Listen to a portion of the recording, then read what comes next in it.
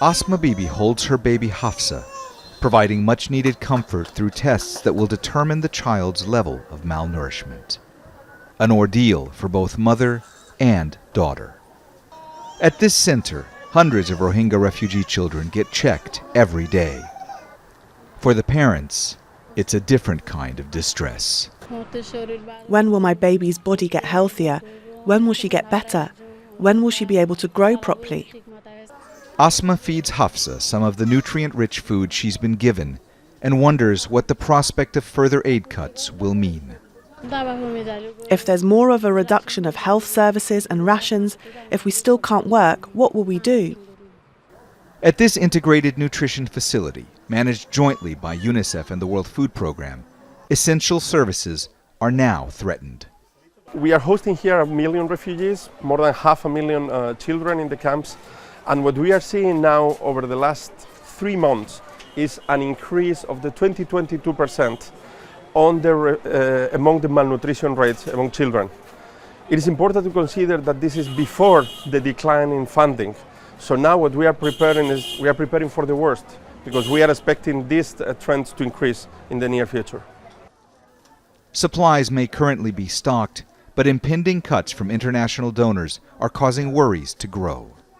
We are facing a global funding aid crisis, but our fear is that this is turning into a child survival crisis. Despite the announcement by the U.S. State Department that it would provide $73 million in new assistance through the World Food Programme, officials in these camps say that's only enough to last a few months. In 2023, funding shortages forced the World Food Programme to reduce rations for Rohingya refugees from $12 to $8 a month a person. That cut didn't just lead to a sharp decline in food consumption. It was also one of the major factors contributing to a significant rise in malnutrition rates among children here. Hasina Bibi's daughter, Mustaqima, suffers from severe acute malnutrition, a life-threatening condition that's a major cause of child mortality. Treatment is ongoing, but it hasn't eased any of Hasina's concerns.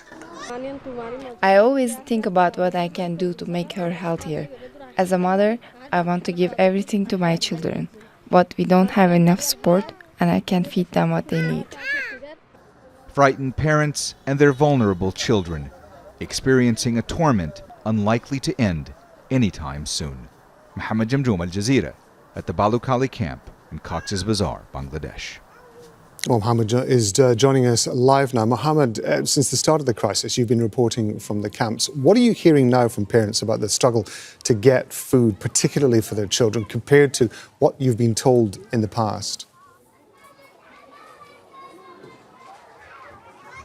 So, Rob, this is my 5th reporting trip to the refugee camps here in Cox's Bazar, Bangladesh. The last time I was here was in November of 2018. Things have changed quite a bit since then. At that time, when I was coming in 2017 and 2018, a lot of the parents that I spoke with, well, they had hopes that they would eventually be able to get back to their homes in Rakhine State in Myanmar. They were hopeful that the international community would resolve the issues, would get them their rights so that they were no longer stateless, would ensure that they would get protection if they were to be able to go back to their homes in Myanmar. Now, a different kind of reality has settled in. Many of the parents that I speak with, well, they believe that they will be stuck here in these camps for years, if not decades to come. They believe that their children may not have the option to get outside of these camps. There's a whole generation that's being raised here that's experienced nothing else beyond this, the world's largest refugee camp in Cox's Bazar, Bangladesh.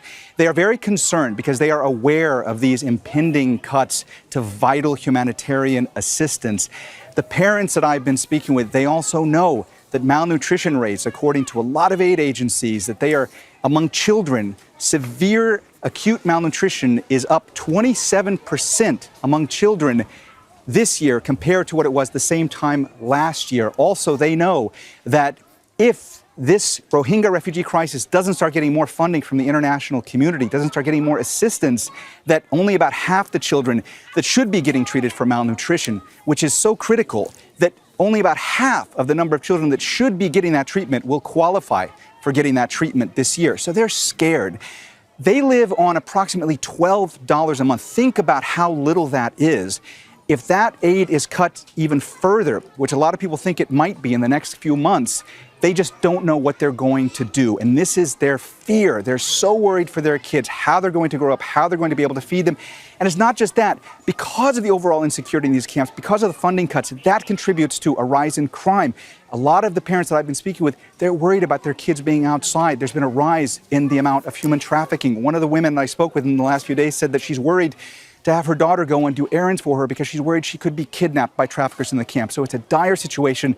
This malnutrition situation is only making people more afraid.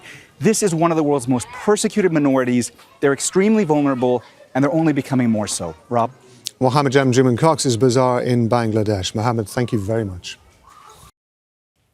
Make sure to subscribe to our channel to get the latest news from Al Jazeera.